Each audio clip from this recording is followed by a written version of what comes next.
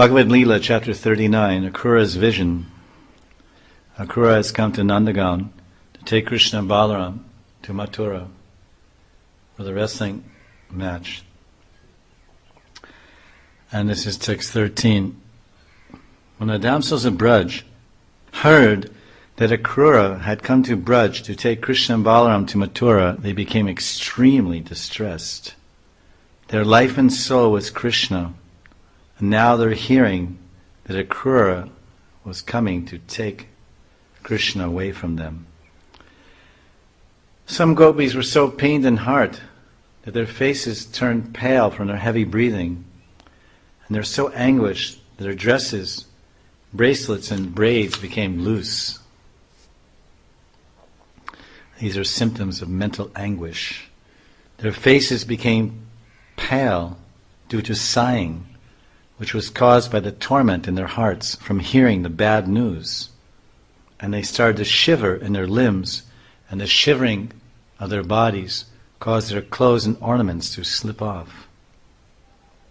Other gopis stopped their sensory activities and started meditating on Krishna. They lost all awareness of the external world, like those who had attained the platform of self-realization. And still, other gopis fainted simply by remembering Krishna's words, which were decorated with wonderful phrases and expressed with affectionate smiles, which deeply touched the young girls' hearts. The gopis were frightened at the prospect of even the briefest separation from Mukunda.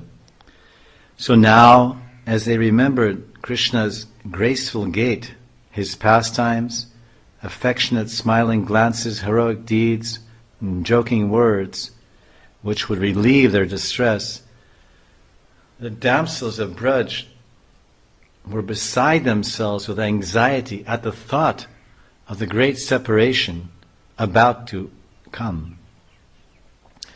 The gopis gathered in groups and spoke to each other, their faces covered with tears and their minds fully absorbed in Achyuta.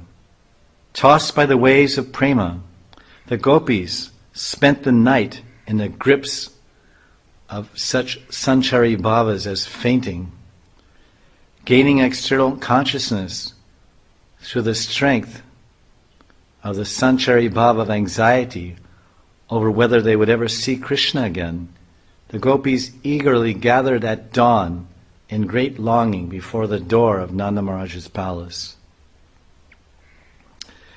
The gopis feared even a moment's separation from Krishna.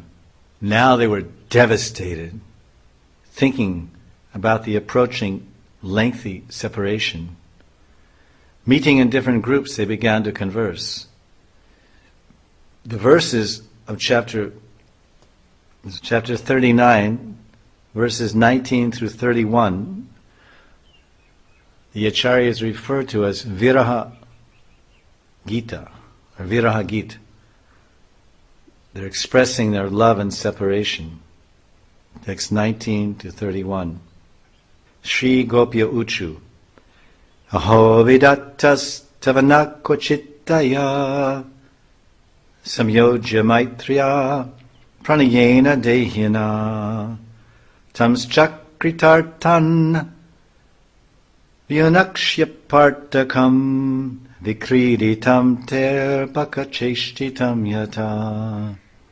The cowherd damsels of Braj said, O Providence, you have no mercy.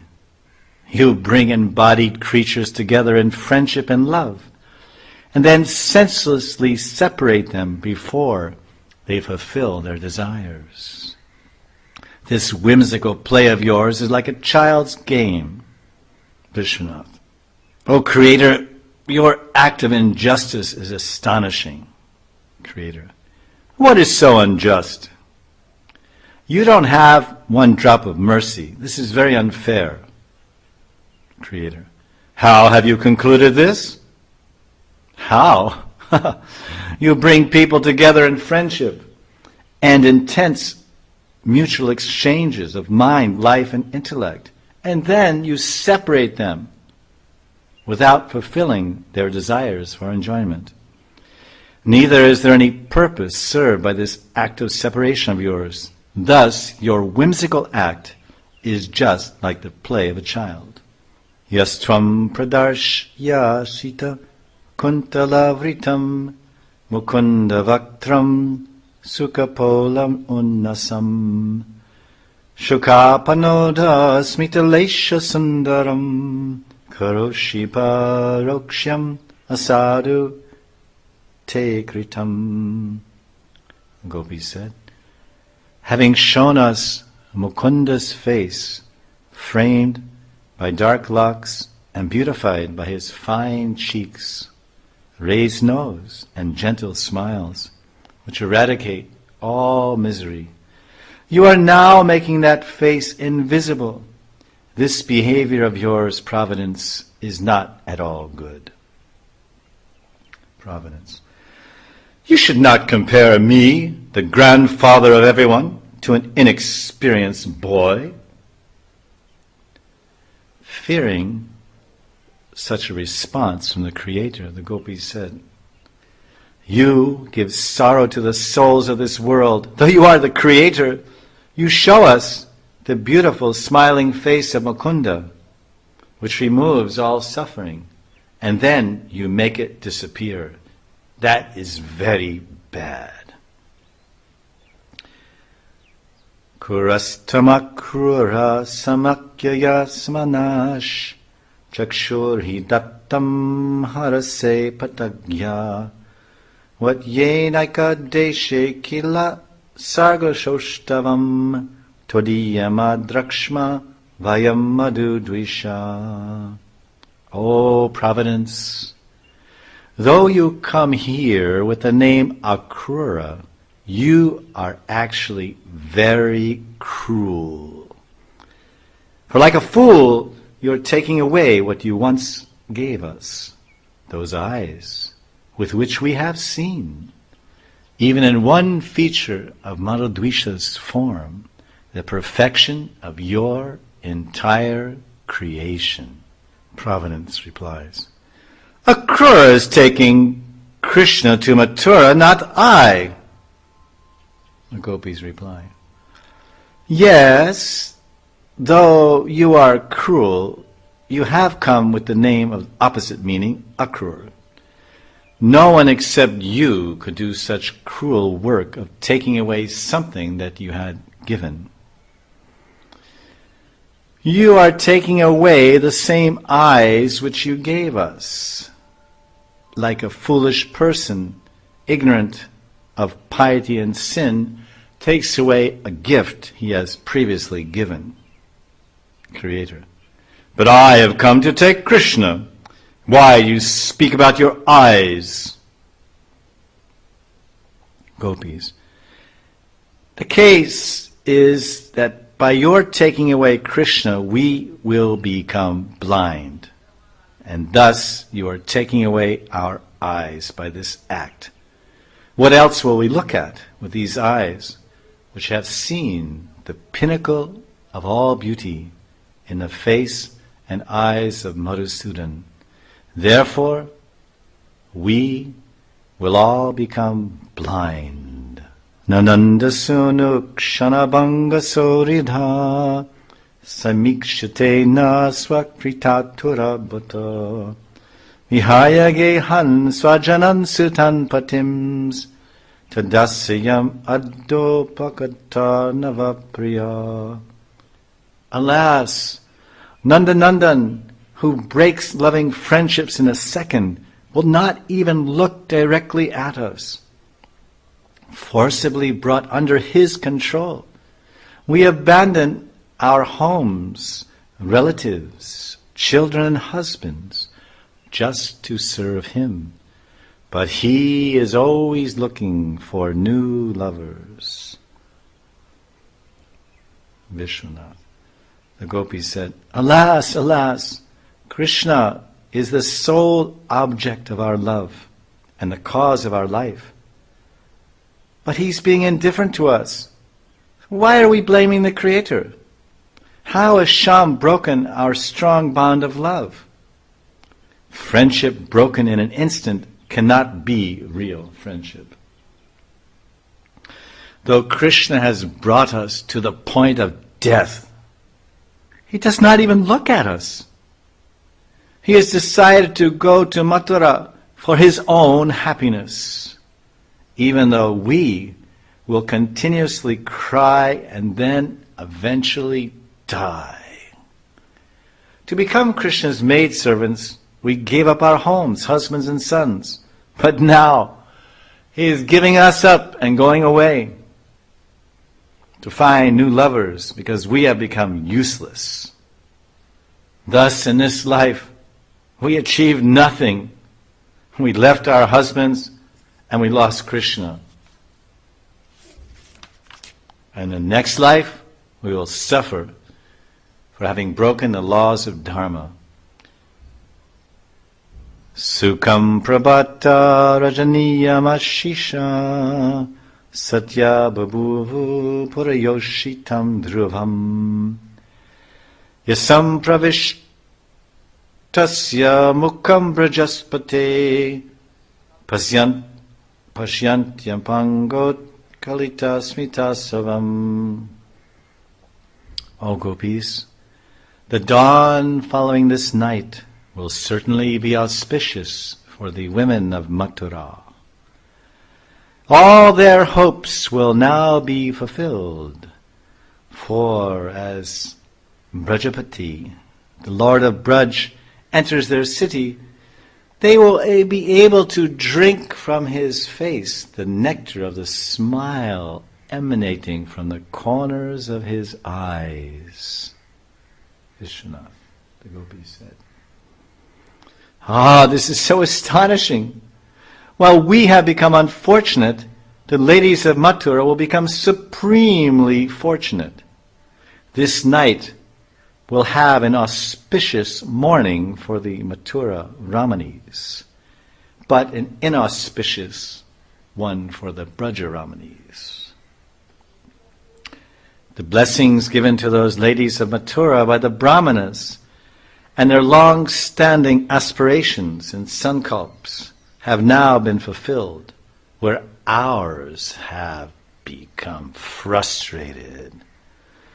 The Mathura Ramanis will relish the intoxicating nectar of Krishna's smile emanating from the corners of his eyes, which intimate a variety of confidential rasas.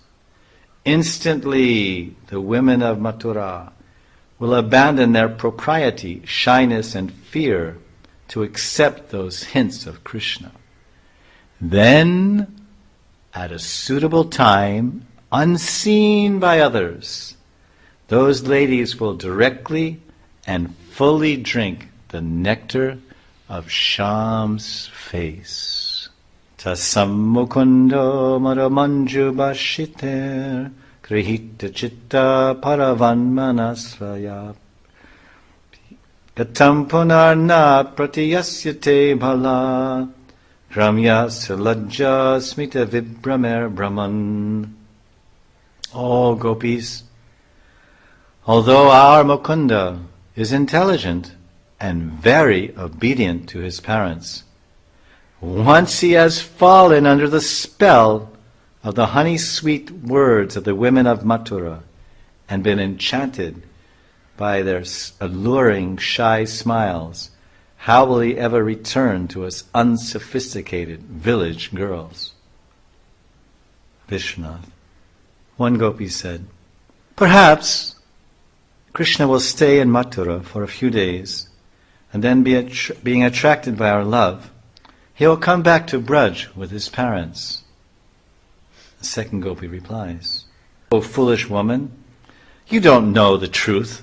Listen, though Krishna is obliged to his parents, when he becomes overwhelmed by the honey-sweet words of the Mathura Ramanis and bewildered by their shy enchantments, how will he return to us?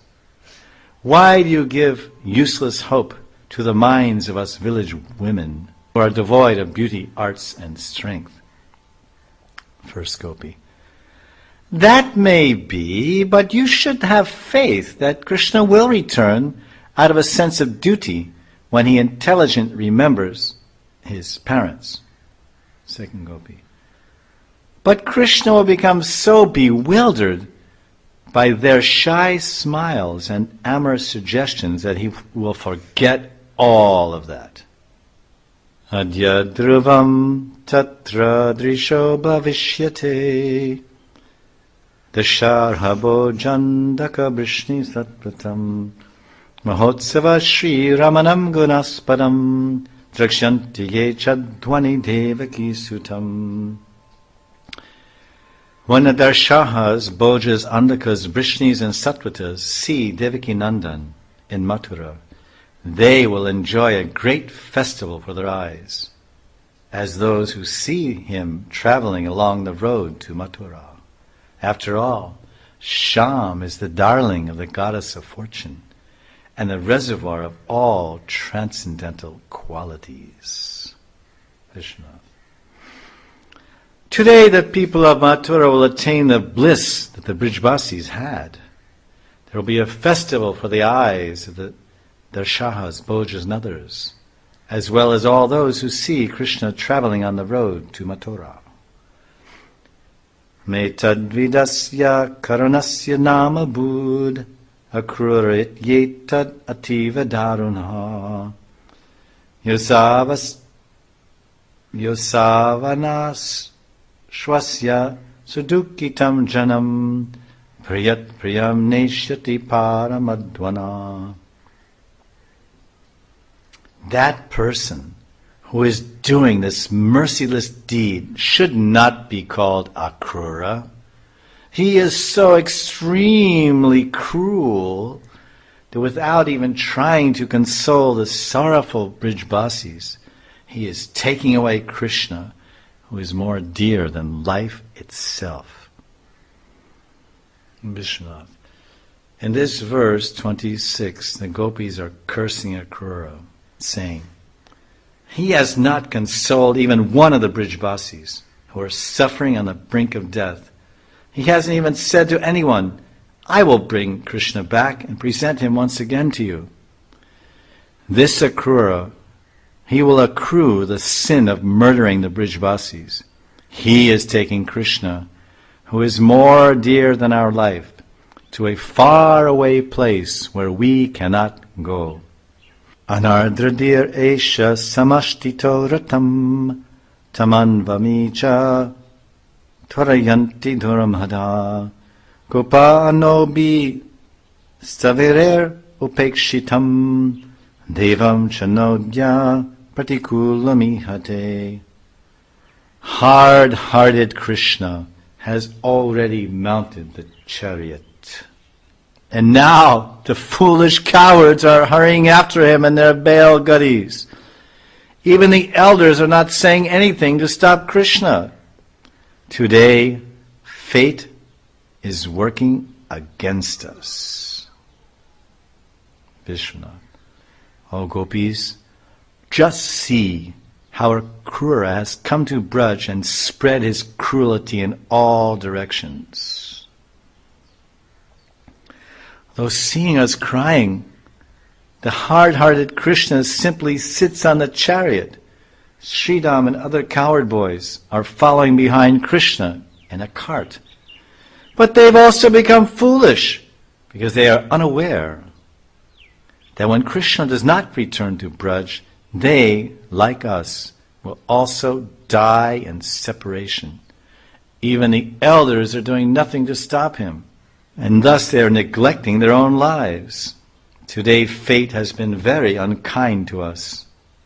If fate was acting favorably, he would have produced some obstacles to stop Krishna's going to Mathura. Thus we can deduce that the Brijbasis will no longer live. Nivarayama sumupetya madhavam kim no karishyan kula vriddha bandhava mukunda sangan nivisharda dushtya daj daivena vidvamsita dina chetasam. Let us go directly to Madhav and stop him from going. What can our family elders and relatives do to us? Now that fate is separating us from Mukunda, our hearts are already wretched, for we cannot bear to give up his association even for a fraction of a second. Vishwanath. After discussing everything thoroughly with one another, the gopis became emboldened and openly revealed the ecstasy swirling in their hearts. They said, "Let us go right up to Krishna and pull at his clothes and hands and insist that he stay here with us. We will tell him, 'Our dear one, oh exclusive darling of our lives, get down from the chariot, get down. Don't bring upon yourself the sinful reaction for murdering so many women.'"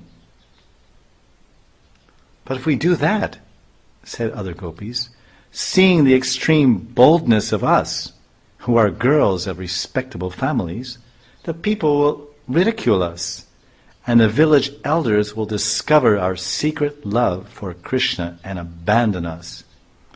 Seeing all this, our friends will also reject us." "But what can they do to us?"